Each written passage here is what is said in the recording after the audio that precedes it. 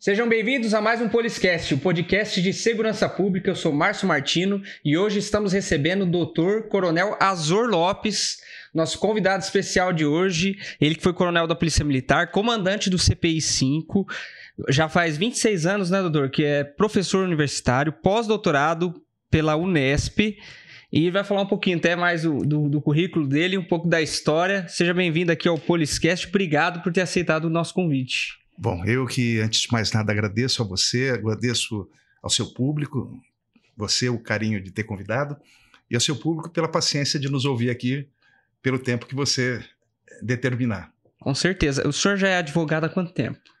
Eu me aposentei da polícia, passei para a reserva, para que ninguém me corrija depois, né? Passei para a reserva não remunerada da PM no ano 2014, novembro de 2014. Já em novembro mesmo, uma semana depois, eu já tinha aprovação no exame de ordem, da Ordem dos Advogados, requeri minha inscrição e ainda em dezembro de 2014 eu comecei a advogar. E continuo advogando até hoje, portanto são perto de 11 anos de advocacia. E como professor, eu iniciei em 1998, no Centro Universitário de Rio Preto, a Unirp, né? Tive uma pequena passagem, pequena não, até uma passagem relativamente duradoura, acho que uns 7 anos, pela Faculdade Dom Bosco de Monte Aprazível, também no curso de Direito, uma turma muito legal que a gente tinha lá. Na docência, também fui professor do Centro de Altos Estudos da Polícia Militar de São Paulo, nos cursos de aperfeiçoamento de oficiais, que é o mestrado profissional da PM, e o curso superior de polícia, que é o doutorado também profissional da Polícia Militar de São Paulo. E a par disso daí, por conta exatamente dessa minha veia acadêmica, segui palestrando praticamente em todos os estados do Brasil, tive algumas participações sobre temas que conectam direito e segurança pública na Câmara dos Deputados Federal, no Senado da República, Assembleia Legislativa do Estado, em algumas outras assembleias de alguns estados do Brasil, do próprio Distrito Federal, na Câmara Distrital, e agora no mês de maio, final do mês de maio, próximo agora, eu devo seguir para uma nova palestra lá em Manaus, na Assembleia Legislativa do Amazonas. Então é uma vida que mistura essas duas coisas que são paixões nossas, né? A segurança pública, porque aos 17 anos ingressei na Academia de Polícia Militar do Barro Branco, portanto, um moleque praticamente, né? E depois me formando em 1984 na Academia do Barro Branco, vim para Rio Preto estagiar como aspirante e chegando aqui a primeira coisa que eu fui fazer foi prestar o vestibular para Direito, ainda na FADIR, que era o nome da época, Faculdade de Direito Rio Pretense. Comecei o curso que, à época, tinha duração de 4 anos. Passei um pouco de tempo em São Paulo, 1 ano e meio, quase 2 anos. Nesse período, eu transferi a faculdade para o Mackenzie, Universidade Presbiteriana Mackenzie. Consegui voltar para casa, voltar para minha família aqui em Rio Preto, e aí segui o completamento do curso de Direito em Bacharelado, já no novo Centro Universitário de Rio Preto, que havia sido, naquela época, reformulado de FADIR para a Unirp. E a gente seguiu. Aí foi só em 98 que eu comecei a docência. Aí se vão aí perto de 26 anos. Fazendo um parênteses aí, né? Na época, o senhor falou que teve que fazer 4 anos de direito. Hoje, quem faz o Barro Branco já sai com praticamente... Só precisa complementar com 1 ano, né? Sim, depende bastante da universidade. Isso que você falou é perfeito. Existem algumas universidades que oferecem. E o sistema posto pelo MEC, eu falo porque sou avaliador também pelo Ministério da Educação, o INEP, né? E como é que a regra funciona em relação a isso? Ao completamento dos requisitos didáticos, pedagógicos para a obtenção do bacharelado em Direito, para aquele que é egresso do Barro Branco, da Academia de Polícia Militar do Barro Branco. Toda a faculdade, na verdade, isso vale para qualquer curso, quando você se transfere ou quando você conclui um curso superior e quer fazer um outro curso superior, o que se faz é um emparelhamento dos créditos ou disciplinas e a respectiva carga horária de cada uma. Então, a depender da grade curricular de cada universidade, eu vou pegar o currículo do Barro Branco ou de qualquer outro curso que a pessoa tenha feito, vou emparelhar e vou verificar se as dimensões são exatamente as mesmas ou se tem até um pouco para mais naquelas respectivas disciplinas, ou se for um pouco a menos, aí você consegue completar com alguma atividade complementar. Então, se, por exemplo, o Barro Branco, nós tivéssemos lá 200 horas aula de Direito Processual Penal, e a Unirp tivesse 250, nessa margem, o curso da Unirp poderia admitir você, que é o egresso do Barro Branco, para completar 50 horas através de um trabalho. Você faz um artigo científico e completa aquelas 50 que te faltam. Agora, se a discrepância for muito grande, por exemplo, eu tive processo penal, a título de hipótese, 50 horas aulas no Barro Branco, ou no curso de formação de soldados, ou no curso da GCM. Processo penal, 50 horas aulas. Aí você vai para uma universidade, lá a grade prevê 250, opa, aí não. Você vai ter que fazer essa disciplina, porque o que você teve não dá o emparelhamento adequado, segundo a grade, segundo o planejamento didático-pedagógico. No Barro Branco acontece isso. Por muito tempo houve e esse tempo aconteceu precisamente num período que já não existe mais, foi superado, mas houve época, não a minha, mas uma época posterior à minha. Eu me formei em 84, 82 a 84, eram 3 anos de curso de formação. Internato, o dia todo de estudo, legal, mas eram 3 anos. Passado esse tempo, o Barro Branco começou a exigir 4 anos para a formação. E naqueles 4 anos havia, nessa época, uma ênfase muito grande no direito. Mais do que na minha época, que eram 3 anos, e mais do que passou a ser depois, quando voltou aos 3 anos no curso de formação.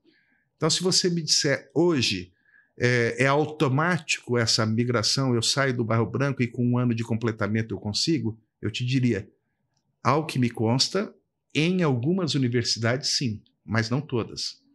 Como professor aqui da Unirp, já há bastante tempo, eu me recordo de alguns colegas que fizeram Barro Branco e vieram conversar comigo exatamente sobre esse assunto. Como é que eu faço? Eu vou eliminar matérias? E o que eu vi aqui na Unirp foi o pretendente, o oficial, com a base curricular do Barro Branco, entrar diretamente no 3º ano. Portanto, tendo que fazer integralmente o 3º ano, o 4º ano e o 5º ano. Mas até onde a memória não me trai, a Uniban e a Unixul, pelas suas peculiaridades que eu não conheço, elas pegam o currículo e dão um completamento de 1 ano. Algumas, não sei qual delas, me disseram que até por EAD algumas matérias. Então, é a regra do jogo, deve estar certificado pelo MEC. Sim, provavelmente. Mas antes da gente continuar, o pessoal vai despertar aquela curiosidade no pessoal. A gente vai falar ainda aqui do assunto do termo circunstanciado. Nós vamos falar bastante da decisão do STF, né? Recente, na questão da guarda municipal, do policiamento ostensivo e comunitário. Enfim, nós vamos falar de bastante coisa interessante. Mas antes eu vou presentear o senhor com nossa colaboradora, que é a AP Brasil. Ela personaliza essa caneca aqui, ó, da Poliscast, né? Nosso podcast, e da AP Brasil, e presenteia todos os nossos convidados aí, para ficar na lembrança aí a participação no nosso episódio aqui do Poliscast. Obrigado. Eu te agradeço. Levar de brinde aí. E agradeço a sua patrocinadora, né? É muito gostoso a gente ter o apoio das empresas que acreditam no trabalho da segurança pública. Eu te parabenizei ao chegar aqui, parabenizo mais uma vez pelo seu engajamento, né, como profissional de segurança pública e fazendo a disseminação de conhecimento qualificado aqui nesse espaço. Sim, eu agradeço. E agradeço o senhor como convidado e também aqui a AP Brasil, que é uma nossa querida loja de armas e munições que fica aqui em São José do Rio Preto. Eles têm 2 lojas, uma ali na Avenida Presidente Getúlio Vargas, próximo ao UPA Tangará, e a outra próximo ao CPI 5, na Avenida Constituição. E eles vendem diversos artigos, tanto para segurança, pessoal da segurança pública, pessoal também da segurança privada, gosta de frequentar. Aqueles que querem comprar a primeira arma, eles facilitam a questão do despachante da primeira arma. Sempre tem promoções, lá tem promoções de armas muito baratas hoje lá na AP Brasil, e eles estão com um clube de tiro também, na cidade de Badibacite, um clube de tiro com um ambiente familiar, que você pode fazer o seu treino em pista climatizada, automatizada, pista de IPSC, Enfim, um espaço muito bacana para você conhecer, ficar sócio do clube lá da QAP Brasil, a nossa colaboradora, e como bem disse aqui o nosso convidado, ajuda também no nosso projeto aqui de comunicar, né, de poder entrevistar tantas pessoas aí da área de segurança pública com informações importantes, principalmente para aqui, para São José do Rio Preto e região. Então vamos lá, continuando. O senhor, então, depois, continuando na carreira, né, como policial militar, ingressou na Academia do Barro Branco, estudou Direito, e aí foi evoluindo na carreira até o ápice, que seria o cargo de coronel da polícia. De maneira bastante resumida, deixa eu tentar resumir uma história de vida, né? Mas a questão é bem simples. Até o posto de capitão, a academia te qualifica. Esse é o requisito legal.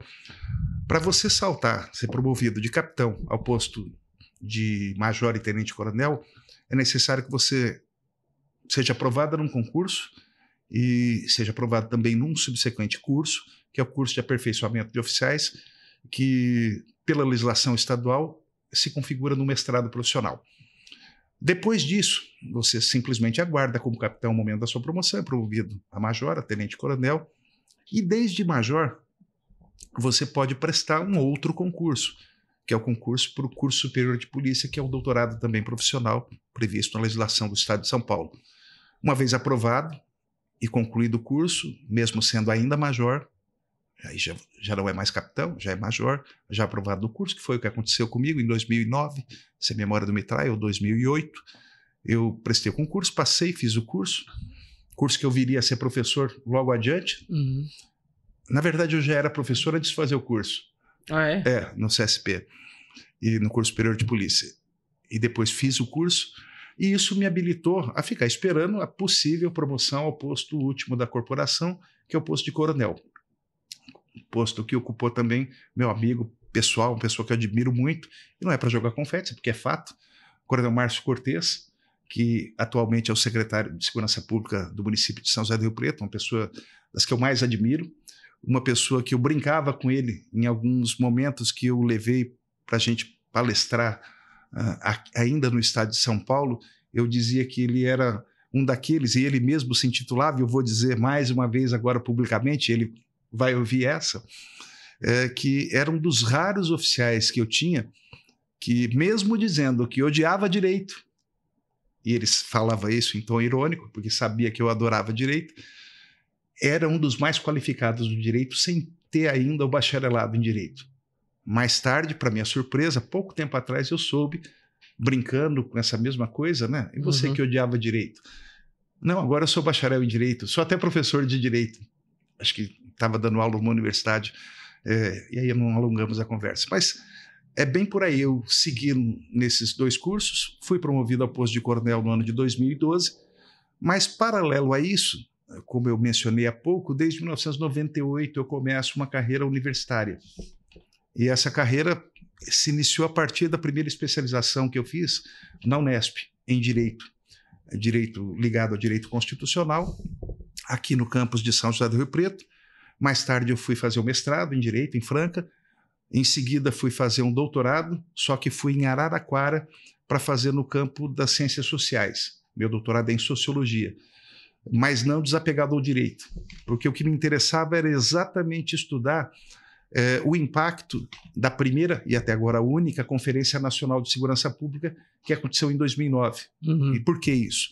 Porque eu participei de todas as etapas, a etapa municipal, a etapa regional, fui organizador de ambas, fui eleito para a etapa estadual, da etapa estadual fui eleito também para a etapa final, a nacional, que aconteceu em Brasília, e participamos lá por 3, 4 dias em Brasília, fechando aquilo que seriam os 10 princípios e as 40 diretrizes que deveriam nortear, num mundo ideal, que não é esse em que a gente vive, mas que deveriam nortear... No mundo platônico?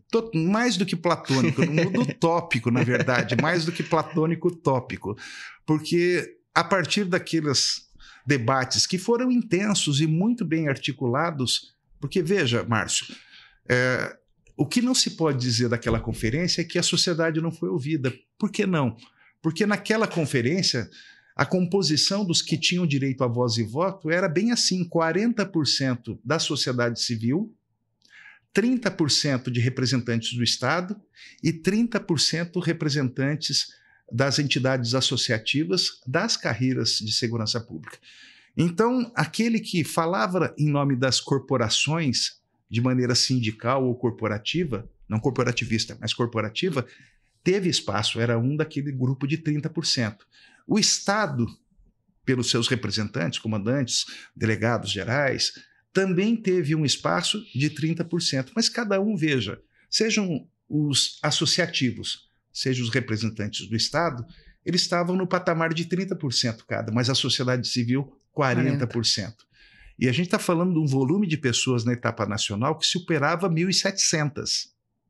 E a gente está falando de 4 dias de debates para sufragarem 10 princípios e 40 diretrizes. E foi uma coisa assim, para quem viveu, e eu vivi todas as etapas, foi uma coisa muito estimulante. Dava até a impressão de que você poderia ter esperança. Mas agora, já passados 2009 para cá, já passados 20 anos, quase 20 anos, ou mais de 20 anos. 2009 não, 2019, perto de, para completar 20 anos daqui um pouco, 15 anos, absolutamente nada modificou. E a cada momento... Na prática, né? Nem na prática e nem na teoria. Nem na teoria. Nem na prática e nem na teoria. Se o seu público, que eu acredito deva ser gente predominantemente ligada ou interessada com segurança pública, for procurar na internet, Primeira Conferência Nacional de Segurança, vai ver lá esses 10 princípios. E vai ver também as 40 diretrizes. Nem na teoria, nem na prática, nada mudou de lá para cá. E não tem nada a ver com o Plano Nacional de Segurança também. O Plano Nacional era um item proposto numa das diretrizes e num dos princípios. Mas o que significa um plano nacional se você mantém as coisas exatamente como elas são? Eu planejo continuar como sou. É um plano novo, mas de manter a realidade da mesma forma que sempre foi. Ah, mas é o plano de 2009, depois o plano de 2010, depois o plano de 2024, depois o plano de 2025. Qual que você planejou na mudança de cada um desses anos? Nada, melhorar o que eu já sou. Mas isso é jogar palavras ao vento, né? O senhor acha que é uma característica do Brasil? Tô até fugindo um pouco, porque não, fique à vontade. do que o senhor está falando aí. De ficar muito... Quando se trata de conferências, planejamentos, planos nacionais, planos municipais, todo mundo na teoria e no fim, na prática, a coisa não funciona ou é uma coisa não é do Brasil? É algo que que acontece em todo lugar. Né? Quando a gente fala dessas conferências, a gente está falando de uma coisa chamada participação social democrática. Tá, legal. Isso é uma maravilha. Sim, quando se pensa em democracia. A gente ouvia as pessoas. Todas as forças policiais, pelos métodos que adotam cada uma delas, a Guarda Municipal ouve o povo. As polícias militares, as polícias civis, todos os órgãos de Estado dizem que ouvem o povo. Para isso existem os conselhos municipais, estaduais, federais. A grande questão é o que eles produzem de mudança na realidade. Porque quando você quer discutir algo, você parte de uma questão bastante óbvia. Qual é o problema que nós vamos discutir? Numa simples reunião de condomínio. Hoje nós vamos discutir a falta d'água no condomínio. Hoje nós vamos discutir o animal que está solto pelo condomínio. Esse é o problema. Agora eu vou, a partir desse problema, levantar hipóteses para a solução. Tá. E depois eu vou selecionar dentre aquelas vias alternativas propostas como soluções a mais adequada, diante de prós e contras, diante da vontade daquele grupo que delibera. Mas quando a coisa fica só no campo da tergiversação, das palavras soltas ao vento, eu acho que pior do que não seguir para a prática, na verdade você não evolui nem em teoria. E o que eu te digo com muita tranquilidade, sem medo de ser feliz e de errar, é que em matéria de segurança pública não há nenhuma mudança no Brasil desde 1941. No Código Penal. Que é quando surge o nosso Código de Processo Penal.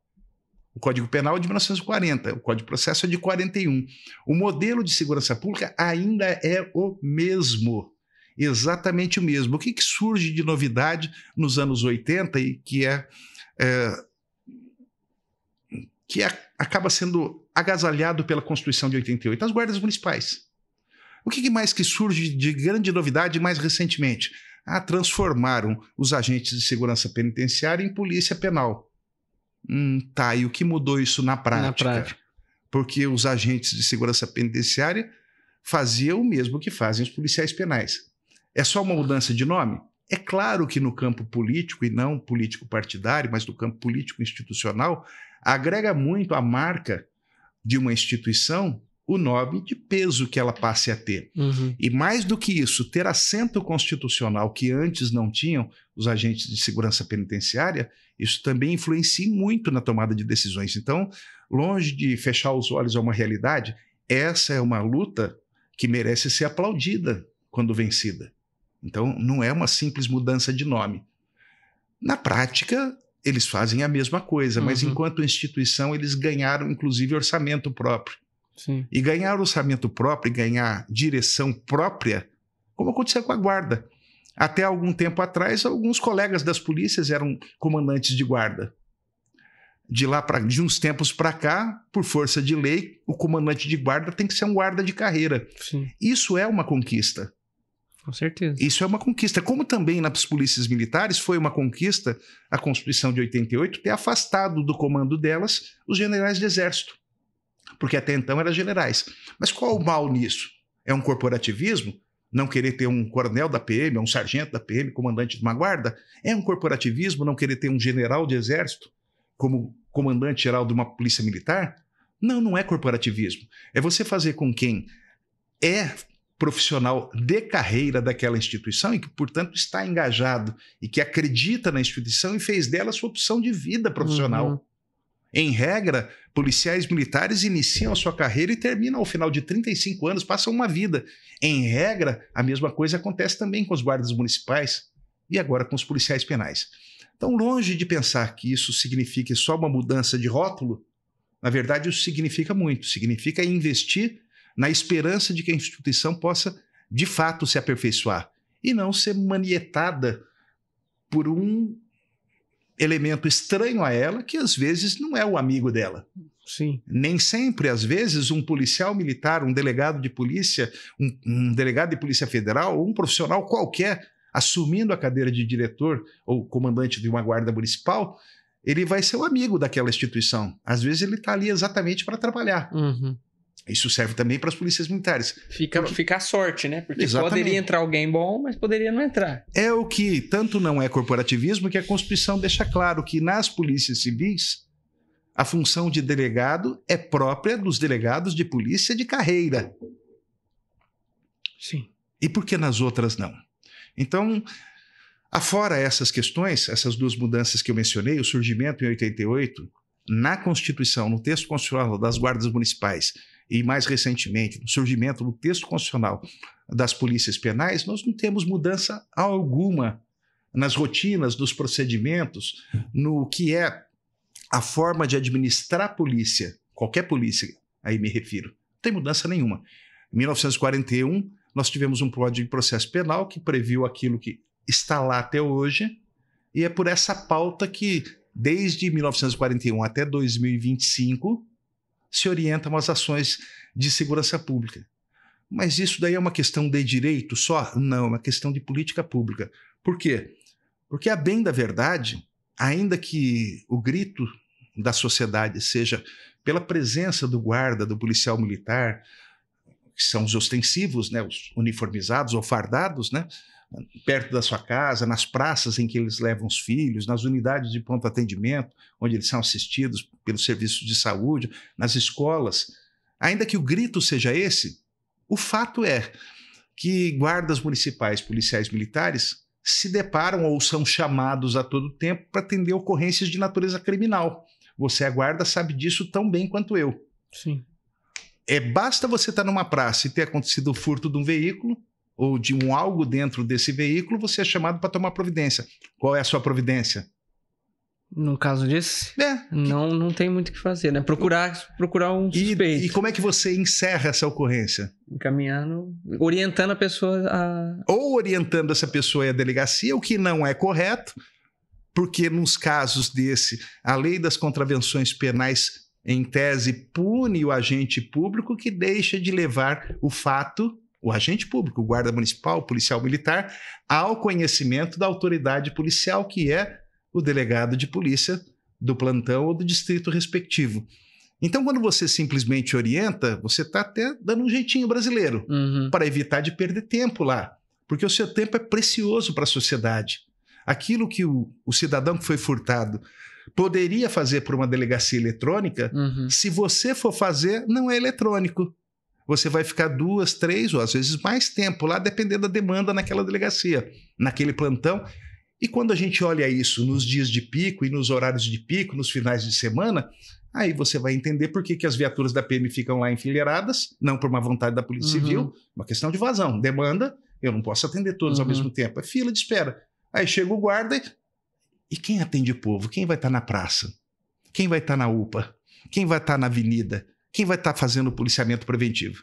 Ninguém, nem a guarda e nem a PM. Por quê? Porque são incompetentes? Porque a Polícia Civil faz corpo mole? Absolutamente não. É porque a regra processual de 1941 é leve a ocorrência do fato à autoridade policial, no mais das vezes, para registrar um boletim de ocorrência. E numa questão que você vai formalizar, apenas formalizar, porque às vezes você não vai investigar, ninguém vai investigar naquele momento. E se você tivesse dado flagrante, aí se ok, você ainda pegou em flagrante, e aí eu te digo mais. Quando você pega uma situação de flagrância delitiva, seja você guarda municipal, policial militar, policial civil, policial federal, na verdade também não há o que investigar. Não há. Porque a situação de flagrância é exatamente aquela em que aconteceu a coisa, ou foi pego acontecendo, ou a pessoa logo em seguida foi encontrada com vestígios, armas, papéis, objetos que fizeram o policial, o agente de segurança, dar voz de prisão à pessoa, porque presume-se, pelas circunstâncias, que ela tenha sido o autor do crime. Esse auto de prisão em flagrante é referendado e não há mais o que investigar. Porque houvesse algo a investigar, a pessoa não seria recolhida presa. Sim. Então não há investigação. É por isso que a teoria que foi sufragada na Conferência Nacional de Segurança Pública, do chamado ciclo completo de polícia, que não é um termo jurídico, é um termo que se cunhou, que se estabeleceu a partir desses debates, que significa exatamente o quê? O guarda municipal, o policial militar, o mesmo policial civil que toma conhecimento de uma infração penal de menor potencial ofensivo, pequenas infrações cuja pena máxima não supera 2 anos, e que é exatamente o que mais acontece, e mais acontecendo leva mais guardas, mais policiais militares ao plantão, entulhando o trabalho da Polícia Civil. Polícia Civil que deveria estar investigando, mas não está porque está burocratizando, fazendo um termo circunstanciado. Então todo mundo perde. Perde o cidadão que passa a não ter aquele guarda fazendo a prevenção, ou não ter aquele policial militar fazendo a prevenção.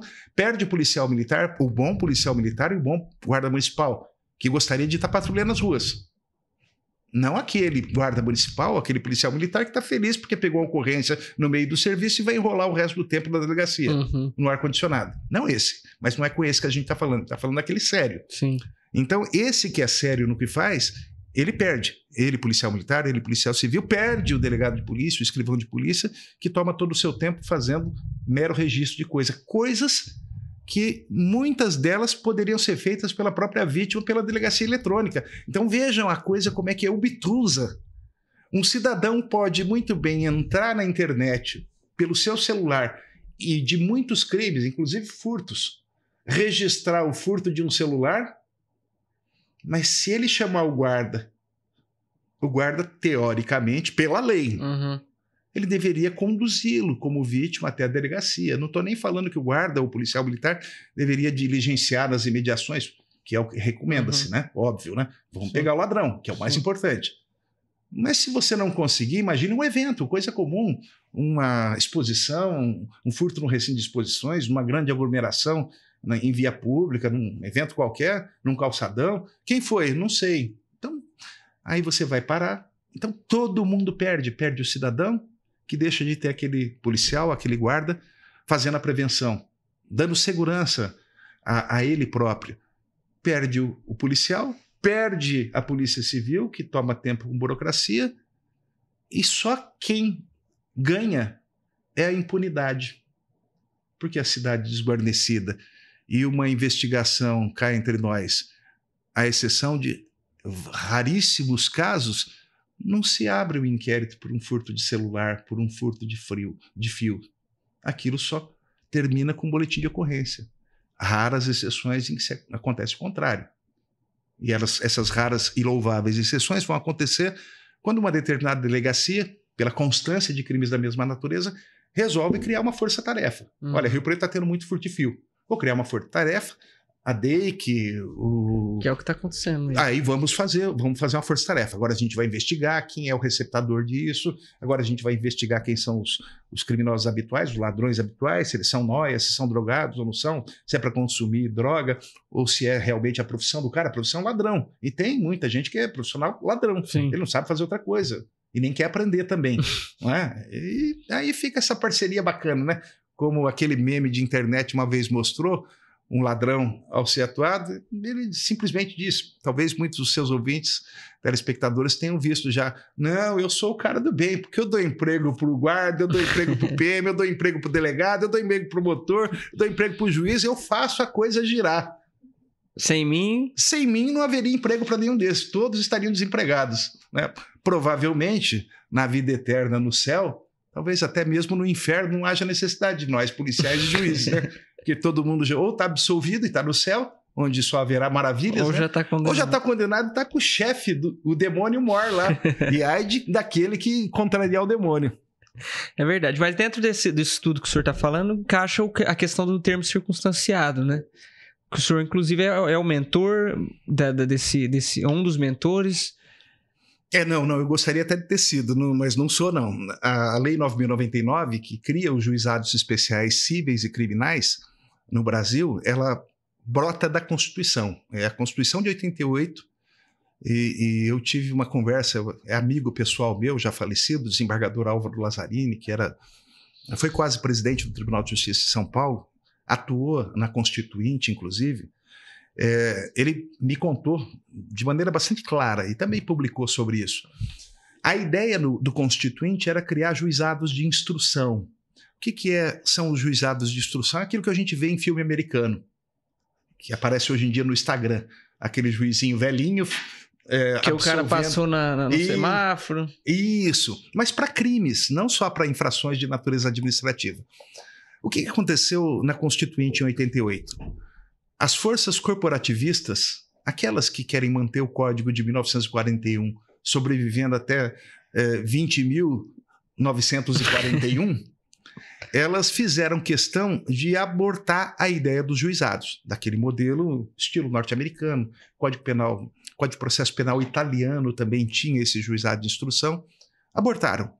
E fizeram um bem bolado. O que é o bem bolado? Aproveitaram a boa experiência, na época, dos juizados informais de conciliação, coisa que existia nos anos 80. Que cuidavam simplesmente de pequenas causas, ou juizados de pequenas causas. Eles foram mudando o nome com o tempo, não na legislação. Depois veio a legislação a reboque, mas começou com um projeto do Tribunal de Justiça de São Paulo. Então, questões pequenas eram levadas para os juizados informais de conciliação ou juizados de pequenas causas da época, anos 80. 88 tentaram fazer para a área criminal juizados de instrução, esses que me referi há pouco. Não vingou por forças corporativistas. E aí o que acontece? O Constituinte fez um bem bolado, um meio termo. Criou juizados especiais criminais para processar e julgar chamadas infrações penais de menor potencial ofensivo. Em 95, passados, portanto, 7 anos, e não é à toa que também se passaram 7 anos para fazer aquilo que a Constituição desde 88 já dizia que deveria acontecer. Novamente, forças corporativistas. Por quê? Porque esses pequenos delitos sempre foram, na nossa história, resolvidos, entre aspas, formalizados em inquéritos policiais. E o grande monstro do nosso sistema chama-se inquérito policial. Inquérito policial é o grande monstrengo. Quando surgiu a ideia do termo circunstanciado com a Lei 9.099, praticamente você substitui um inquérito policial superformal por um relatório policial, que pode ser feito por um policial militar, por um policial civil, por um guarda municipal.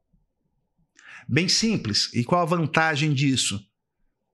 Você não tem o que investigar, você tem presente ali o autor do fato, da infração de menor potencial ofensivo, para ilustrar para o público. Uma briga, uma lesão corporal, uma briga de boteco. Uma perturbação de sossego. Uma perturbação de sossego. Som alto, não é? Uma lesão corporal culposa em acidente de trânsito. Bateu sem querer, muitas vezes a parte envolvida sofreu pequena escoriação e nem quer, ela só quer ver o seu carro recuperado. Uhum. Ou quer que a outra parte pague pelo menos a franquia do seguro que ela tem. É isso que é o interesse. Mas, sem sombra de dúvida, se teve lesão, é lesão corporal. Se foi sem querer, é culposa. Aí você vai ao Código de Trânsito Brasileiro, você vai ver que a pena da lesão corporal culposa, artigo 303 do CTB, é de até 2 anos.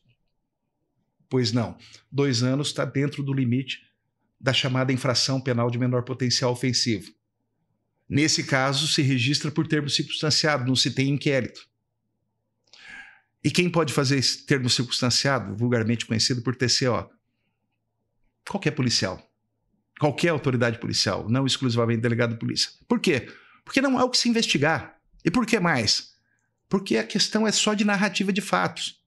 Esse termo circunstanciado feito pelo policial, pelo guarda municipal, seguiria diretamente ao fórum, o juiz ia despachar o promotor para que se manifestasse, o promotor, considerando que a infração é de menor potencial ofensivo, ia propor um acordo, chamado transação penal, ou uma composição civil dos danos entre o autor do crime e a vítima, e a coisa se resolveria numa audiência preliminar, como acontece. A única coisa que, ainda aqui no estado de São Paulo, mas não só, mas São Paulo é a exceção, 17 estados da federação, acontece de as polícias militares registrarem o termo circunstanciado de ocorrência. Mas em São Paulo, por que não? Inclusive, São Paulo já registrou por 9 anos. E foi pioneiro. Foi pioneiro e perdeu o troféu. Perdeu o troféu. É cômico, eu estou voltando agora, como comentei contigo, agora em final de maio para Manaus para fazer uma palestra, mas era 2010, eu estive lá convidado para fazer uma palestra na Assembleia Legislativa sobre boas práticas. E me convidaram exatamente porque eu seria, aqui em São Paulo, o pioneiro da implantação desse sistema, o termo circunstanciado de ocorrência. Chego lá, em 2010, para fazer uma palestra um pouco atrasado. Era para falar de boas práticas, e aquela era uma boa prática. Só que exatamente no dia 9 de setembro de 2009, final de 2009, beirando 2010, o secretário de Segurança Pública, um ex-capitão da PM, pasme, que passou para o Ministério Público, lá ficou, e eu espero que ele tenha aposentado e permaneça escondido em algum lugar. Esse homem, sem visão alguma, talvez com a visão arcaica de quando ele era capitão, não sei que capitão ele era, mas ele ocupava nessa época, 9 de setembro de 2009, o cargo de secretário de Segurança Pública do Estado. Então, aquilo que já era um projeto de 9 anos para se expandir para o estado todo aqui em São Paulo, que é a locomotiva desse Brasil, ele boicotou, ele simplesmente abortou. E o argumento dele foi, em 9 anos não expandiram, com certa razão. Pecou também o governo, pecaram os secretários de Segurança Pública anteriores, pecaram, falo com tranquilidade, os comandantes gerais da PM, de não terem feito isso se expandir. Houve tentativas. Nós tivemos uma delas mais forte, foi exatamente nos ataques de 2006, se a memória não me trai. Por conta exatamente daquilo, o projeto era para ser expandido para todo o estado. Mas não aconteceu, veio 2009, 9 de setembro de 2009, ainda brincava na época, 999, se virar de ponta cabeça é o número da besta, 666. Que besta? A besta secretário de Segurança Pública. E esse secretário, Ferreira Pinto, estou tentando lembrar o nome agora para dar nome a RG. O RG eu vou ter que procurar, mas o nome dele é Ferreira Pinto. Esse secretário acabou com tudo isso, a PM ficou chupando o dedo, mas feliz, chupando um dedo, talvez um dedo bem saboroso, e os outros estados evoluíram. Evoluíram a partir da experiência que aí, sem qualquer ostentação, quem levou para eles fui eu. Era o ano de 2002, eu estive em Santa Catarina para mostrar o que nós estávamos fazendo aqui. 2004, para ser mais preciso. Claro que não foi graças a mim, eles me chamaram, na verdade, só para mostrar para aquela corporação que dá certo. E eu fui lá, acho que não falo tão mal, né, vendo bem o produto, mas eles já tinham tudo programado. Só queriam, na verdade, um garoto propaganda. E fui lá eu ser o garoto propaganda. No dia seguinte, eles tinham implantado. E aí, Márcio, que é mais importante quando a gente fala de políticas públicas que realmente acontecem, quando o gestor é inteligente e não se deixa vencer por argumentos pífios e corporativistas. Lá, com o beneplácito da Polícia Civil, a Polícia Civil se opôs no primeiro momento. Mas logo percebeu que eles, policiais civis, também ganhavam. Por quê? Porque deixaram o varejo dos crimes que são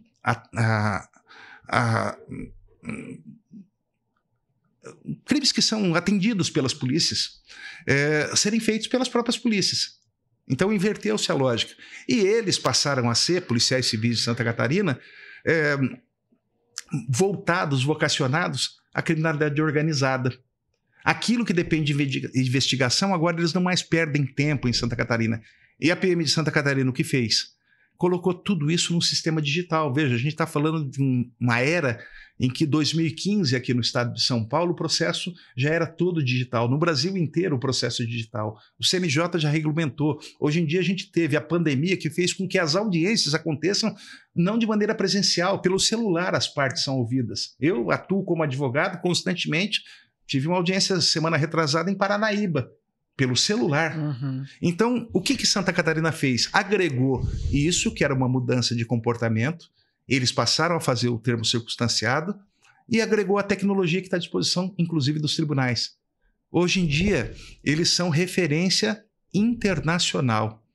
Há 3 anos, policiais de Santa Catarina foram convidados para uma feira de boas práticas lá nos Estados Unidos. E esse projeto deles simplesmente caiu no encanto de todos. Numa realidade diferente, porque o sistema processual e o sistema policial norte-americano é diferente. Então eles viram praticidade e viram agregar tecnologia com fidelidade. Fidelidade porque as pessoas que são ouvidas não são ouvidas pelo policial que reduz a termo e depois se assina e diz que não lembra o que assinou, como acontece no inquérito ou no boletim de ocorrência. Não, ele está sendo gravado igual eu estou sendo gravado aqui. Está com dúvida do que ele falou? Ele falou do Ferreira Pinto? Falou do Ferreira Pinto. Basta comprovar isso com o áudio e com o vídeo. E dá para ver até a expressão facial dele quando falou do Ferreira Pinto. Se ele falou com amor um sorriso, ou com desamor. Irônico ou verdadeiro. Mas isso é a mudança das coisas, né? É preciso acreditar que é possível. Eles acreditaram. Hoje em dia, 17 estados da federação fazem isso com a tecnologia agregada. São Paulo não poderia fazer? Por isso que agora, recentemente, quando o Diário da Região buscou me entrevistar sobre a minha opinião com relação à decisão recente das guardas municipais estarem legitimadas para realizarem o patrulhamento e policiamento comunitário, quando o Diário me pergunta, eu falei bem-vinda, e repito agora de viva voz. Publiquei artigos sobre isso também no Diário da Região, além de participar daquela entrevista, dizendo sim, é bem-vinda, porque qualquer um percebe que os guardas fazem exatamente o que fazem os policiais militares. E se os policiais fazem melhor, basta treinar os guardas num campo da hipótese. Ah, não, mas os policiais fazem melhor. Então treine-se os guardas para fazerem tão bem quanto, ou até superarem os policiais militares. Se os policiais militares têm mais equipamento, que se dê equipamento para as guardas. Então a questão não é de treinamento ou de capacitação, porque essas duas coisas você consegue exatamente as fazendo, treinando, capacitando. O que é preciso mudar? Disse eu nessa entrevista ao Diário. Eu vejo como bem-vinda a decisão do Supremo que diz não é exclusividade das polícias militares fazer policiamento e tampouco patrulhamento ou policiamento comunitário, mas eu espero que o Supremo, se provocado, e espero que as guardas municipais provoquem o Supremo para que não haja tão somente isso, que já é um avanço. Um avanço no caminho da realidade. Mas eu espero que o Supremo se manifeste, como já se manifestou em relação aos termos circunstanciados, reiteradas vezes, que qualquer policial, não só o delegado de polícia, pode fazê-lo. E que as guardas percebam isso. Porque se a gente imaginar que as guardas só vão mudar de nome, Polícia Municipal, Polícia Metropolitana, e continuar fazendo a mesma coisa que a PM faz, elas vão estar copiando um modelo errado. Elas vão estar no mesmo paradigma errado. Querem copiar? Copiem em Santa Catarina, copiem em Goiás, copiem em Bahia, copiem qualquer um dos outros 14 estados que fazem isso. Avancem como instituição e vocês têm muito a ganhar. enquanto instituição. Isso não significa tomar espaço de absolutamente ninguém. Significa você cumprir aquilo que o Supremo reiteradas vezes já decidiu, aquilo que o Conselho Nacional de Justiça também já disse, termo circunstanciado não é ato de polícia judiciária, qualquer autoridade policial pode fazê-lo, e a grande vantagem não é simplesmente preencher o formulário, é de preencher esse formulário, como a gente costuma dizer, no capô da viatura e liberar as partes no exato local, sem o contratempo de levar, às vezes, pessoas para as delegacias e plantões, madrugada fora, sem ter o compromisso depois de devolvê-las em casa. Elas terem que voltar de carona, de Uber ou a pé. Então, isso é enfrentar a segurança pública de verdade, mas quase ninguém se interessa por isso. Os meus colegas do direito não se interessam por isso. Quanto mais complicado, melhor, dá mais serviço para mim, advogado. Quanto mais suntuosa for a formalidade do procedimento, um inquérito super formalista vai exigir que o meu cliente tenha receio de ser prejudicado e me contrate para acompanhá-lo na delegacia. A OAB há muito tempo, antes da pandemia e depois da pandemia também, já se manifestou contra audiências telepresenciais, porque sustenta a ideia de que só a presença física, o juiz olhando no olho da testemunha, sentindo o calor da testemunha, pode julgar com serenidade e prudência, o que é uma grande mentira. Mas quando eu exijo essas coisas, quando para fazer uma sustentação oral no tribunal eu tenho que sair de Rio Preto, chegar em São Paulo como advogado, é claro que é do couro que sai a correr. Se você for meu cliente e exigir que a sustentação oral seja feita presencialmente, alguém vai ter que custear o meu avião até São Paulo, que não é barato, 1.200 conto, comprando de última hora, e depois de volta, outros 1.200. Mais os meus honorários para poder fazer a sustentação oral. Com o avanço tecnológico, com a audiência telepresencial, isso reduz custo para você, cliente. Então, a quem interessa o sistema ser como é? Há muitos. Há muitos. Eu diria que, infelizmente, a grande parte daqueles que são corporativistas e atuam no campo, no caso penal, da persecução penal, no campo do sistema judicial. Advogados, promotores, defensores, a todos interessa esse estado de coisas, porque isso faz a máquina girar e faz a moeda circular, sem corrupção, que é outra conversa. Qual seria o tamanho da felicidade do senhor se fosse aprovada aqui no estado de São Paulo essa questão? Inclusive, teve esse assunto voltou há pouco tempo atrás, né? Do termo circunstanciado, está sempre nas paradas de sucesso. É um assunto recorrente nas paradas de sucesso. Nós tivemos agora, pelo Instituto Brasileiro de Segurança Pública, que nós fundamos há 8 anos atrás, que é um instituto de pesquisa composto por... Foi o senhor que fundou? Sim, fui eu o fundador. Tem e atualmente site. sou presidente. O site é IBSP, I de índio, B de bola, S de sapo, P de pato, IBSP, Instituto Brasileiro de Segurança Pública, ibsp.org.br. E nós fizemos pelo Instituto um debate trazendo... Eu precisaria recorrer aqui à cola para lembrar o nome de um colega advogado que é lá do Sul, salvo engano, do Rio Grande do Sul, certamente do Rio Grande do Sul, e do presidente da GM Brasil.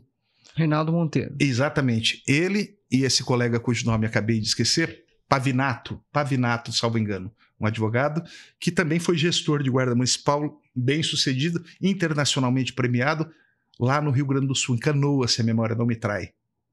E trouxe os dois, convidei os dois para falarem a respeito dessa decisão recente do STF, e trouxe também um colega da nossa associação da Polícia Militar que sustenta uma opinião diversa. Absolutamente diversa, contrária, absolutamente contrária. E claro que não é para ter briga, não era luta livre, absolutamente nada, era um debate de ideias, né? Para que o nosso público e os nossos associados, que os do Instituto, são pesquisadores do mundo acadêmico mesmo. Então, todos os que compõem o Instituto, obrigatoriamente, têm que ter mestrado e doutorado acadêmicos, portanto, em universidade. Não vale o mestrado e doutorado das polícias. Entendi. Tem que ter um mestrado acadêmico, Universidade Federal. Então, somos poucos, os associados, somos 80 e poucos, 84, se a memória não me trai, mas todos com nível predominantemente de doutorado. Então, o que a gente quer é apresentar um debate qualificado, não um debate corporativista. Então, por essa razão, nós trouxemos essas pessoas para debater essa ideia, que é uma ideia vigente, e acho que pela minha fala, provavelmente quem acompanhou ou estará acompanhando toda ela vai perceber que é um paradigma de mudança completa no sistema de segurança pública. Então, qual que é a minha alegria em ver isso? Hoje, pela manhã, falava com o secretário de Segurança Municipal aqui em São José do Rio Preto, Coronel Márcio. Inclusive, tem um episódio aqui no podcast, está na ponta da agulha para ser... Não, já está no ar. Quem quiser pode acessar no canal. Legal, vale a pena, porque o Márcio, como eu disse em algum momento, era exatamente daqueles profissionais mais qualificados que eu já vi, e é verdadeiro. Não é auê aqui de aparecer em programa, não. Isso daí falo publicamente, já falei outras vezes. Vale a pena ouvi-lo. E o que nós conseguimos nesse debate foi exatamente trazer a ideia para uma perspectiva de mudança de paradigma. E eu dizia, portanto, ao Márcio hoje pela manhã, numa visita que fui fazer a ele, que eu me sentiria feliz como cidadão. Há 11 anos eu estou fora da polícia. Claro que a gente sempre acredita nas ideias que defendeu e que ajudou a construir, mas, como diz a Bíblia, deixe que os vivos cuidem dos vivos e os mortos cuidem dos mortos. Hoje eu sou morto, então deixa eu cuidar dos meus mortos. E que os vivos que são vocês cuidem dos vivos. Mas é claro que para eu, um morto, um jacaré sem dente, uma vela queimada, um fósforo riscado, seria muito agradável ver agora como cidadão melhorar esse estado de coisas. Há alguns instantes você me perguntou, isso é só do Brasil? Não, eu acho que isso é da natureza humana. É aquilo que alguns estudam como efeito paradigma, né? A gente não quer mudar as coisas. A gente é refratário a mudanças. A gente se sente confortável com o estado de coisas que a gente vive. A gente está habituado com elas. Dá a impressão que uma mudança vai piorar. Mas também, de outro lado, sempre se diz, não existe erro pior do que aquele que é persistir na mesma prática, tentando obter melhores resultados. Uhum. Com as mesmas práticas, os resultados serão exatamente os mesmos, que é o que a gente vem fazendo desde 1941. O senhor, me veio aqui a questão que é muito popular se falar de ter uma rigidez maior no Código Penal na questão da punição. É claro que a gente pode tratar aqui de crimes que são mais graves, outros menos do que a gente está falando aqui no caso do termo circunstanciado. Mas o termo circunstanciado, claro que ele já acontece, que a Polícia Civil faz, só que não com tanta agilidade do policial poder fazer na rua, guarda municipal. Mas como o Brasil também tem essa questão de um retrocesso na questão de resolver talvez pequenos crimes, em vez de ficar judicializando, o senhor é a favor também dessa rigidez no Código Penal ou acha que essa pena alternativa que funciona melhor? Não sei se ficou claro a pergunta. Ficou bem claro. Eu já abordei isso em várias palestras ao longo dessa minha jornada, porque eu dizia em cada uma delas que nós vivemos, por um acaso, há 2 semanas atrás, numa aula, eu mencionei isso, numa aula na faculdade. Nós vivemos um movimento pendular, eu digo. Por quê? Porque você vai encontrar experimentos na legislação penal brasileira que balançam para o lado do não punitivismo. Um exemplo deles é a Lei 9.099. Mas antes dela, em 84, a reforma do Código Penal criou as tais penas alternativas, ou penas restritivas de direitos, né? Então, isso é um movimento que desencarcera. Não é um desencarceramento em massa, óbvio. Uhum. Quando foi criado lá em 84, era para crimes punidos com até 1 ano. O tempo passou e esse pêndulo balançando para o lado da não punição fez aumentar para 4 anos. Então, hoje em dia, uma condenação de até 4 anos deve ser substituída, salvo exceções, se o sujeito for reincidente, deve ser substituída por uma pena restritiva de direitos. A gente vai ver um outro, na mesma toada, também um movimento de despenalização ou de desencarceramento. Quando a gente toca, eu não quero ir adiante, a não ser que você queira me chamar numa outra ocasião. Não, é um assunto complexo. Não é complexo. O que eu digo é um outro crime que é bastante frequente, que a gente tem contato. Porte de droga. Esse daria um podcast só. Mas veja, Também em algum momento, e esse algum momento é 2006... Vamos marcar uma live. Vai ter uma live, hein? Se o senhor topar, mais pra frente. Tô dentro. Então, falando do que eu gosto. Em 2006 também, esse movimento pendular, o legislador fez uma punição surgir nova no sistema penal brasileiro, advertência para o usuário. Uhum. Até então era detenção de 10 dias a 6 meses. Então, só que em contrapartida, o pêndulo também balança para o outro lado. Nós vimos surgir em 1990 a Lei dos Crimes Hediondos, que foi de um rigorismo não excessivo, mas de um rigor posto pela própria Constituição, que criou essa expressão crimes hediondos. Uhum. Ao lado deles, os equiparados ou assemelhados aos hediondos. Tráfico de entorpecentes, tortura, terrorismo. Então, a esses crimes, o racismo, a esses crimes se deu um tratamento muito mais gravoso. Então, a gente não pode dizer que aqui no Brasil nós tenhamos aquilo que alguns autores chamam de um laxismo penal, ou seja, acochambra a coisa, libera geral. Uhum. Nós não temos. Temos alguns movimentos nesse sentido.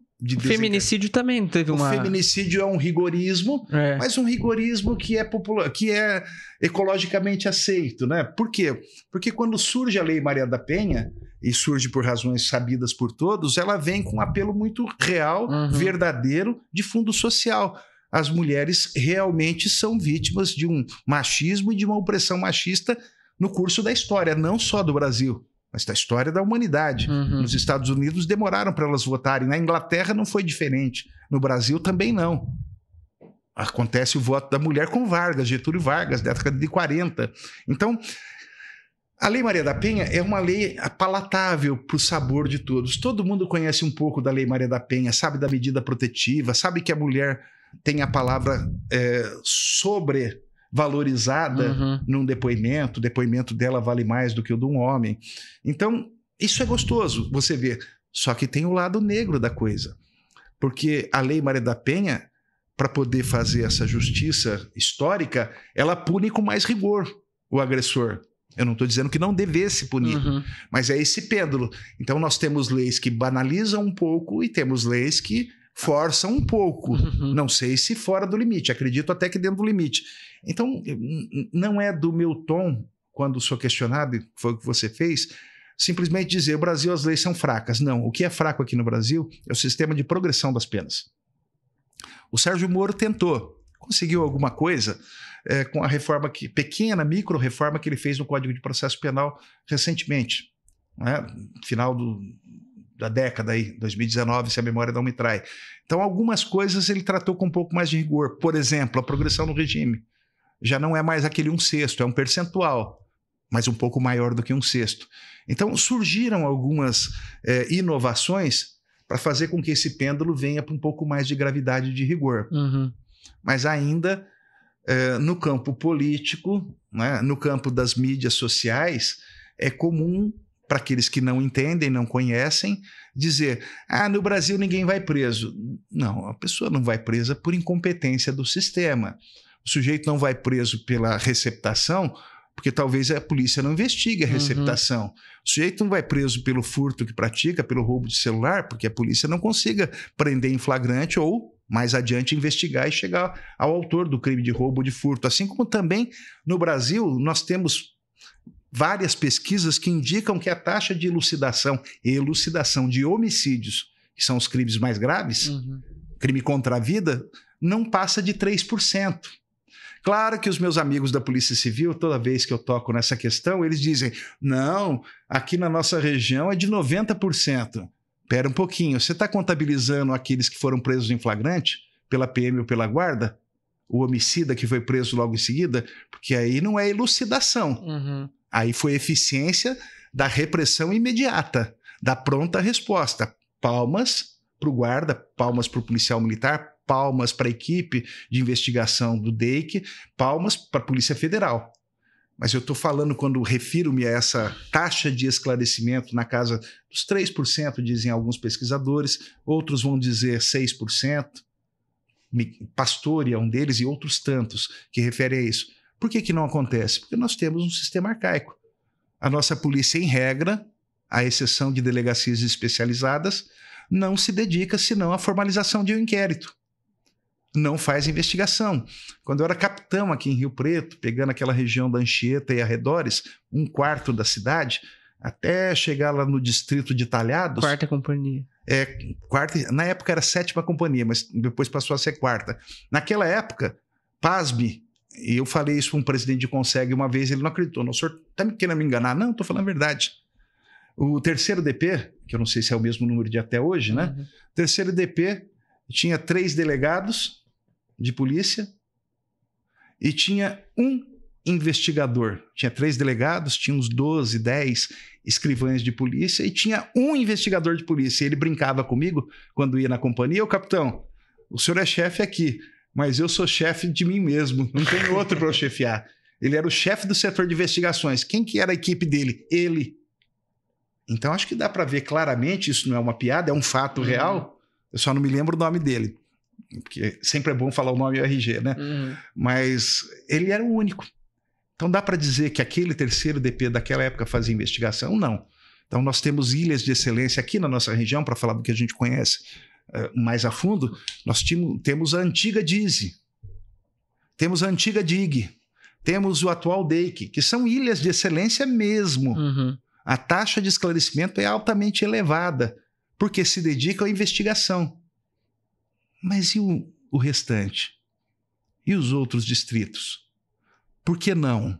Não é porque não queiram, é porque não tem estrutura. E São José do Rio Preto também está numa posição privilegiada na questão da Polícia Civil e da Polícia Militar. Em ambas. E a sociedade nossa, que não é de fato uma sociedade violenta. Não sei se você pegar a cidade menor, desculpa interromper o senhor, mas Rio Preto tem um CPI, quer dizer, quantos batalhões? Tem a Águia, BAEP, né? Tem a Guarda Municipal, tem a Polícia...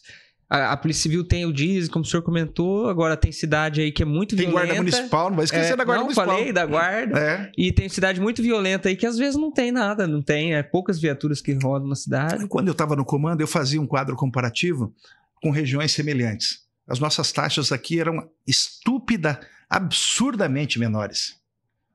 É claro que eu não fazia isso para dizer nós somos melhores profissionais. Não, acho que é uma conjuntura de fatores.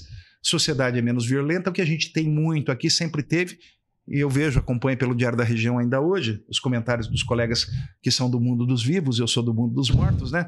Mas os vivos continuam dizendo o que eu dizia há mais de década atrás, e antes disso, quando era Relações Públicas da Polícia. O que nós temos acentuadamente aqui é o número de furtos. E me preocupa quando os furtos eles começam a se transformar em roubos. Mas os roubos comparados com os furtos são quase que risíveis em matéria de estatística. Então, se eu tenho um percentual de 100%, 100 ocorrências, eu teria, nesse jogo de números, algo em torno de 70 furtos, uns 20 roubos. E aí eu vou dividir isso entre furto de veículos e furtos outros, né, de outras coisas. O fato é que enquanto estiver em furto, incomoda, não deveria acontecer, é crime. Quem sofre muito com isso é a vítima do furto de fio. Eu mesmo tive a casa que ficou desocupada, a casa do meu pai ficou desocupada para a reforma. Assim que terminou a reforma, na madrugada do término da reforma, até então havia funcionários trabalhando nessa reforma, na madrugada que estava tudo pronto, entraram lá, roubaram todos os fios, o hidrômetro, todas as torneiras que tinham acabado de ser colocadas e até o relógio de energia. Nossa. Tudo isso num único dia. Mas não teve violência. O Senhor deu, o Senhor tirou, bendito seja o nome do Senhor, né? Quem sabe a gente conseguiu ajudar uma pessoa carente a ter a sua cesta básica naquele dia com aqueles fios, né? Não. Ou droga, né? Sei lá, não sei. Vamos rir da desgraça, né? Porque só resta rir. Eu não posso reclamar da guarda, não posso reclamar da PM, porque eu sei que é impossível você agir. Hoje, antes de vir para cá, eu estava assistindo o começo dos debates na Câmara Municipal de Rio Preto. E os vereadores parece que combinaram isso, eles combinam muitas coisas, né? Algumas coisas boas eles combinam, nem sempre. Às vezes combinam coisas ruins. Mas o combinado era exatamente, parece que houve uma sequência de gente reclamando de furtos de fios. E trazendo casos reais, casos concretos. Será que é só agora que aconteceu? Segunda-feira? No feriadão? Ou isso acontece desde sempre e agora eles acordaram? Eu quero saber agora o que eles vão fazer. Sim. Não, tem um projeto do vereador, inclusive é do Montenegro, né? Que é guarda, né, municipal, que tá tendo esse furto de fio reiterado, né? Só a guarda acho que pegou mais de 30 casos aí de furtos no começo do ano. Até fui bastante na Record, na Globo, falar da... Pegaram os ladrões também. Sim, aí é legal. Muito em flagrante, aí é legal. Mas muitos são soltos, né? Já na audiência de custódia e tal. E aí tá sendo feita programada uma operação, inclusive, na questão do fiscal, por causa dos receptadores. Porque tem reciclagem abrindo 24 horas, a pessoa física vai e vende fio, né? Porque eles furtam, queimam esse fio. E o cidadão dito de bem que compra a coisa mais barata. A coisa, objeto de furto e que é receptada. Então, como dizia aquele bandido que eu falei, todo mundo ganha. Até o cidadão ganha com o crime, né? O cidadão de bem. E aí essa situação está sendo, acho que tem um projeto para mudar alguma coisa na questão de fiscalização, porque a gente sabe que na área criminal, às vezes acaba sendo difícil. É só se o sujeito for reincidente e demonstrar algum perigo, tiver uma folha de antecedentes mais pesada, para o juiz na audiência de custódia não pôr liberdade provisória. Vai responder o processo de liberdade. Se o processo andar rápido, ele vai ser punido. A pena do furto se a memória do me trai, até 4 anos. Sim. A não ser que seja um furto qualificado, a pena aumenta mais 2/3, 1/3, salvo engano. E aí ele vai ter o benefício. Se for 4 anos, pena restritiva de direitos. Se ele pegar 1 ano, pena restritiva de direito. Enquanto isso, a profissão dele continua, né? Porque ele é profissional ladrão. Ele não é profissional de outra coisa. Às vezes ele vende um picolé, entrega, faz um Uber na vida... Mas a profissão dele, o que ele é bom mesmo é ser ladrão. E às vezes diminuindo o receptador, não tem mais onde... Com certeza. Né? O foco é esse. Quando se fala em inteligência policial, eu acho que eu brinco muito com isso, mas é em tom brincalhão, tão jocoso. É preciso que a polícia seja realmente inteligente. Inteligência policial talvez pareça ser, mas eles não têm inteligência, porque todo ser humano tem inteligência.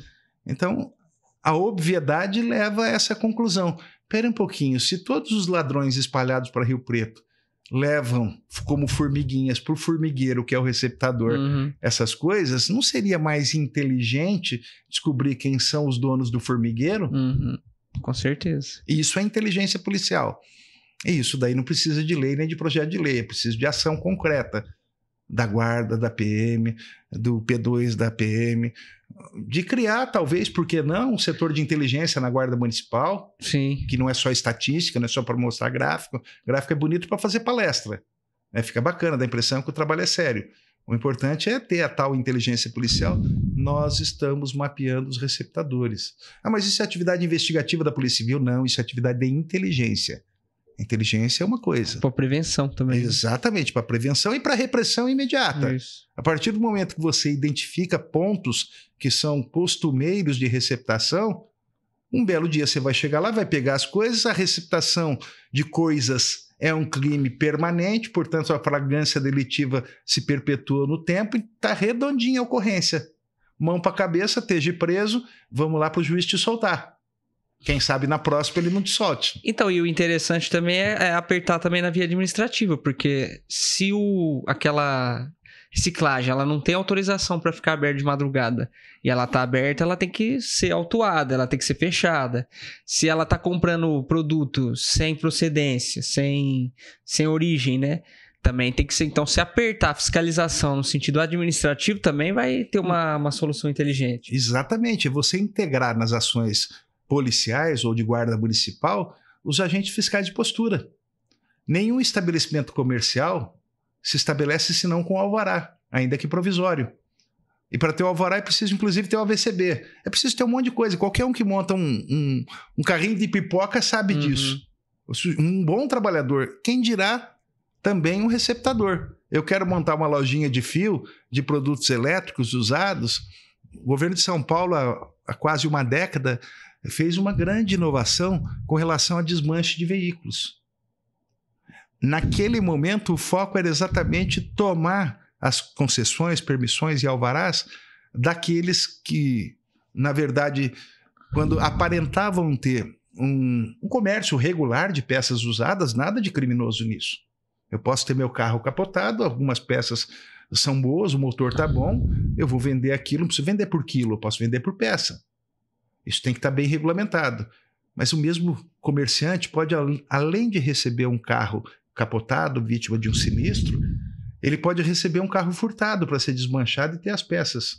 Não é coisa comum aqui na nossa região, graças a Deus. Os que assim operam fora daqui. Às vezes até na zona rural. Alguns casos se encontram, mas acontece também. Então, a questão é você juntar isso que você disse mesmo. Existem órgãos do poder público municipal, principalmente, porque todo o trabalho de comércio só acontece com permissão da prefeitura.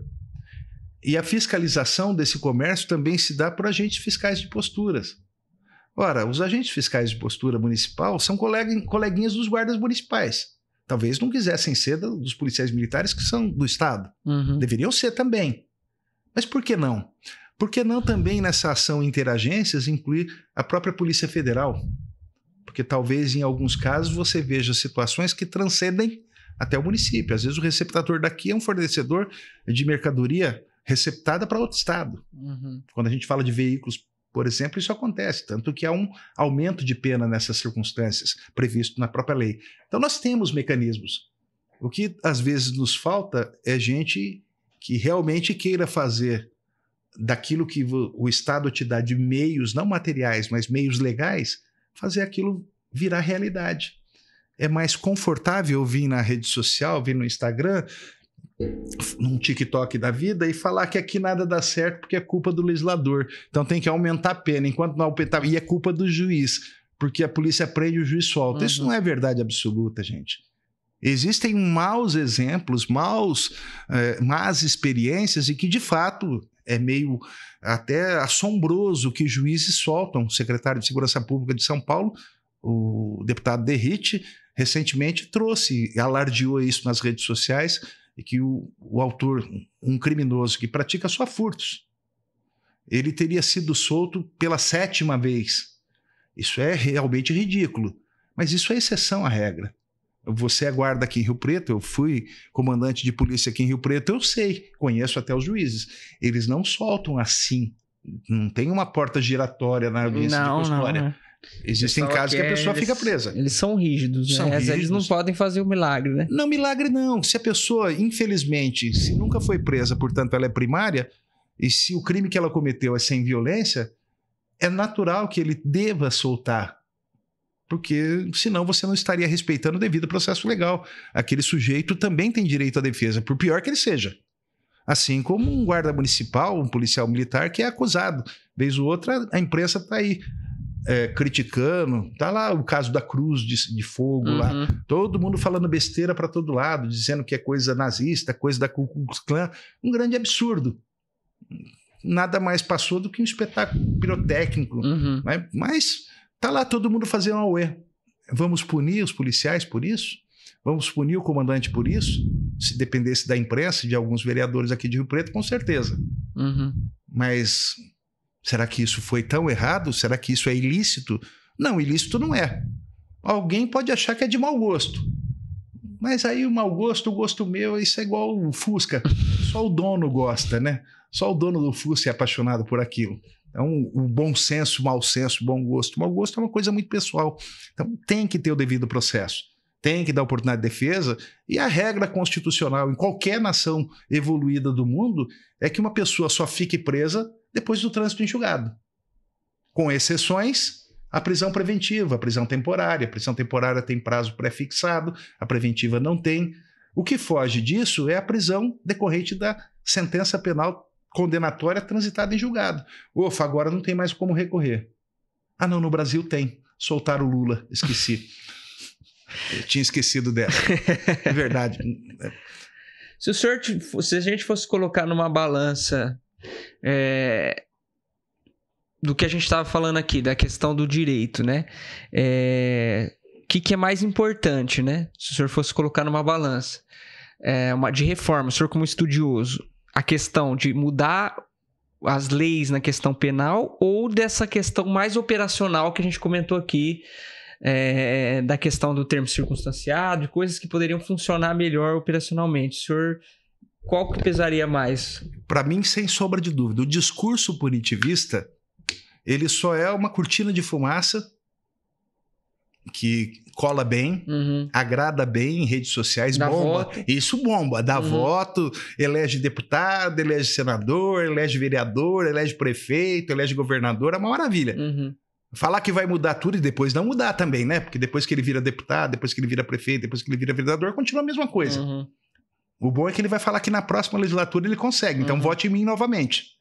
Ele volta lá pro TikTok, fazer mais coisas, contar mais casos bizarros. E ele consegue enganar muitos, porque na manada social a maior parte das pessoas se encanta com isso. A força das redes sociais é objeto de pesquisa científica hoje em dia, o comportamento de massa.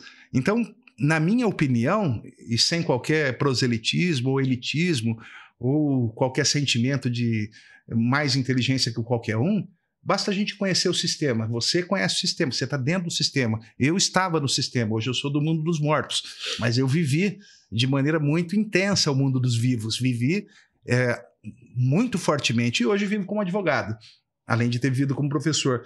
Sem sombra de dúvida, não precisa mexer no direito penal. Talvez um ajuste aqui, acolá. O Sérgio Moro fez algum, não mudou muita coisa para transformar o sistema mais rigoroso.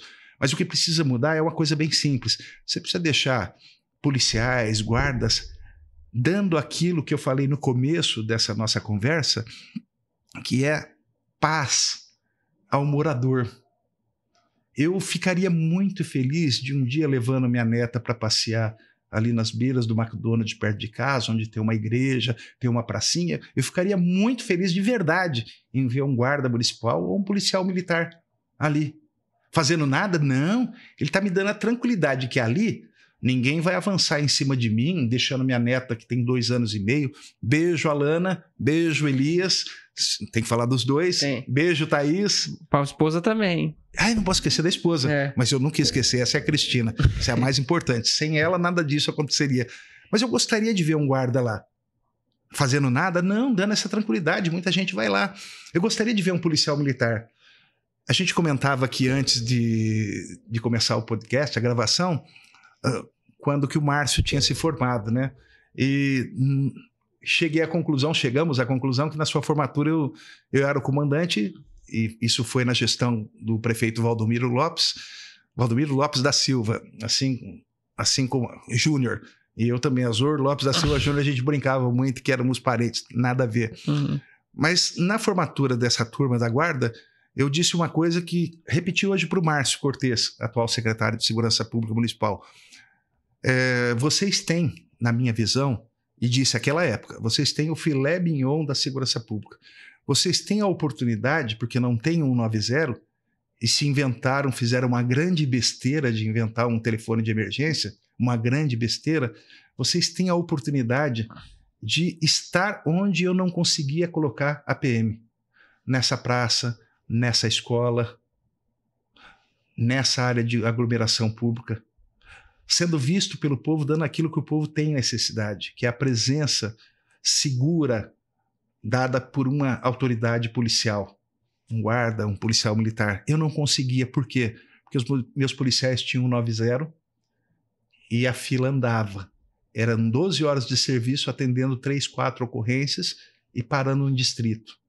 Quando a gente pensa isso em a gente acha até que é pouco.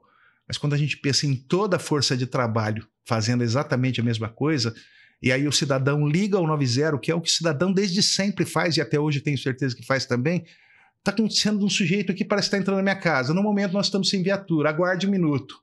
E fica ouvindo aquela maldita musiquinha. E fica conversando com o atendente. E passam 40 minutos, não chega viatura nenhuma, passa 1 hora, não chega, daí você liga novamente.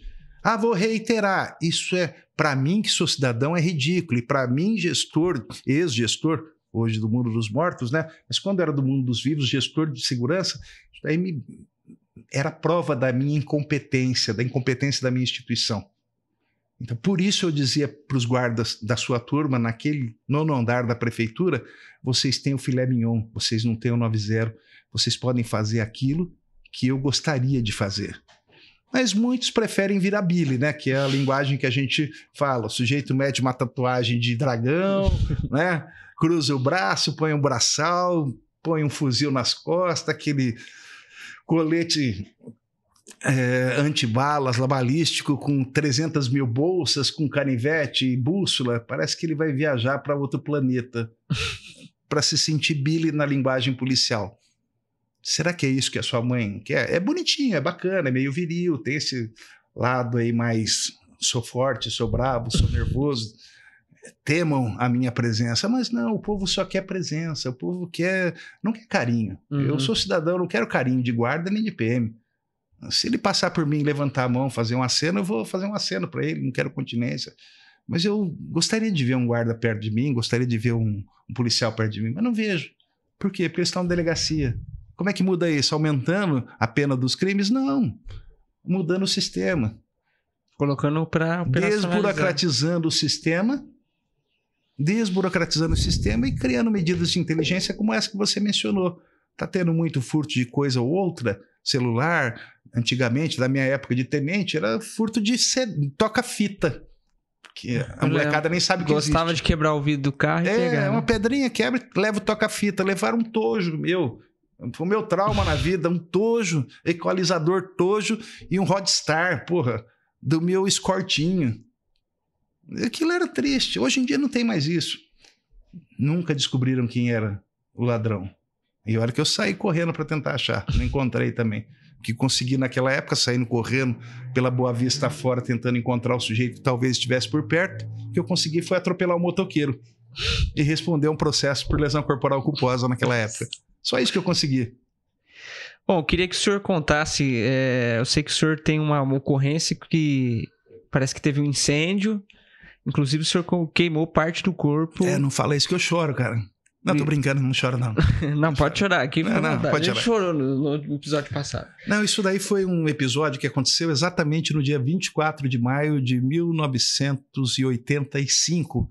Eu era comandante do policiamento na região do 13º Batalhão, que pega centro de São Paulo, parte do centro, aquela região do Campos Elíseos, depois pega Brás e Pari. E dentro dessa área temos lá a Avenida Celso Garcia, que é bastante conhecida, que é exatamente onde ficava a antiga FEBEM, na época FEBEM, hoje Instituição Casa. E aí o que aconteceu? Eu estou passando pela Celso Garcia, minha área, fazendo fiscalização dos meus policiais e patrulhamento. E exatamente de frente à FEBEM, eu vejo fumaça e vejo uma aglomeração de pessoas. Paro a viatura, vou ver o que está acontecendo.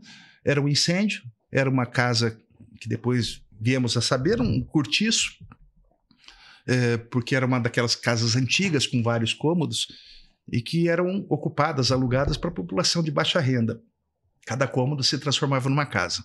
Mas era uma daquelas casas tradicionais de São Paulo na época, sólidas, né? Antigas, que virou subhabitação.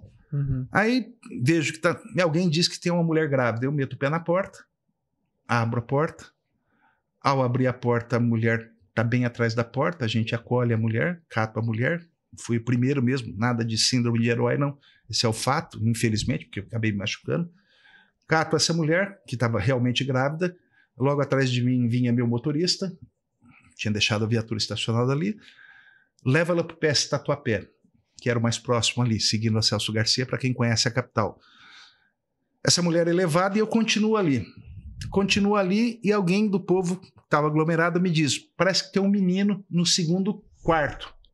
A hora que eu entro dentro do primeiro cômodo, até se suspeitou na época que fosse uma explosão de ambiente, só que não.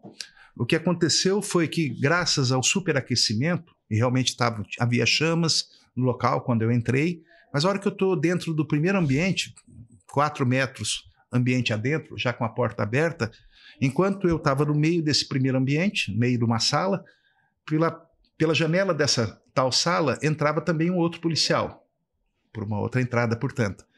E naquele momento, pelo superaquecimento, de 5 botijões que havia de 13 quilos na casa, 3 deles romperam o casco por defeito na válvula. Então, para aqueles que dizem, os bombeiros costumam dizer, não, o botijão não explode. Ele não explode se ele não tiver defeito. Eu sou a testemunha quase morta, viva, né? Mais do que ocular, né? Epidemiológica, né? Epiderme mesmo. E aí aconteceu uma explosão. Na hora, eu só, por instinto, pus a mão, braço esquerdo à frente do rosto, por instinto. ouvi um barulho como aquele que a gente joga inadvertidamente muito álcool dentro da churrasqueira, joga o palito, faz bum. Foi o que aconteceu. Houve uma explosão, um barulho desse. Tapei o olho e voltei para trás. O menino acabou, se é que ele existia, ficou por lá. Porque eu ia só averiguar se realmente havia. A hora que eu volto para aquela porta de onde eu havia entrado, aí o que acontece? Ela se fechou com a pressão. Ao se fechar com a pressão, eu fui tentar abrir, mas eu vi que os meus braços estavam parecendo um monstro que sai do pântano. A pele simplesmente saiu toda do braço. Toda. Parecendo coisa, monstro do pântano mesmo. Ali já saí correndo, consegui abrir batendo no cotovelo, não morri por Deus. Desci uns 3 lances de escada pequena na varanda daquela casa, onde estava aglomerado o povo. Se assustaram de ver eu parecendo um monstro todo queimado, né? Fardado. Caí no 3º degrau, rolei no chão, mas aí o povo às vezes fica meio atônito, né? Então eu fiquei, ninguém vai me salvar? Não, aí saí correndo porque lembrei que a 2 quarteirões ali havia uma maternidade, ao lado da Praça Princesa Isabel, também ali 1 quarteirão e meio adiante. A hora que eu entro correndo no hospital, que é uma maternidade, aí eu só vejo, e me apavorou mais ainda, porque eu estava meio sem noção, né? Aí a hora que eu entro pela porta dentro, uma enfermeira põe a mão na cabeça e me diz: ai meu Deus!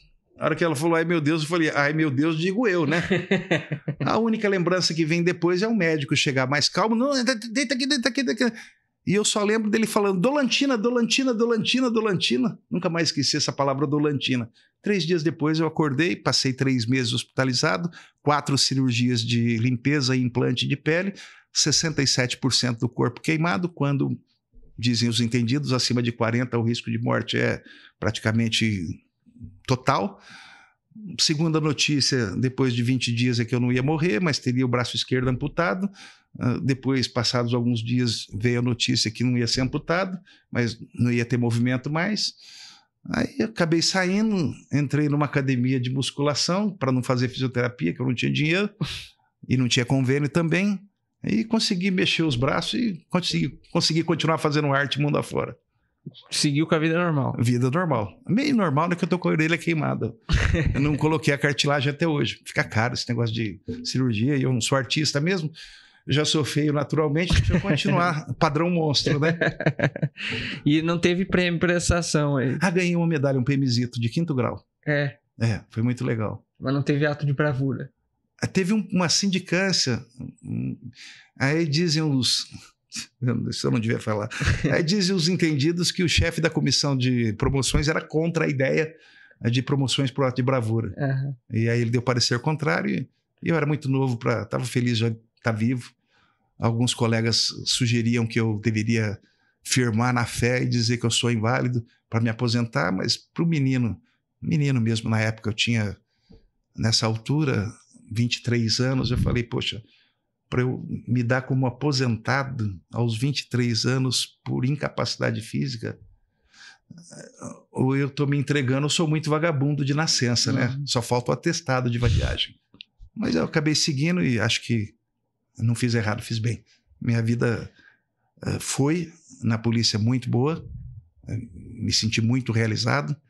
Minha vida foi muito boa no campo acadêmico também, então... E pessoalmente... Mas na ocorrência acabou salvando as pessoas. Salvei.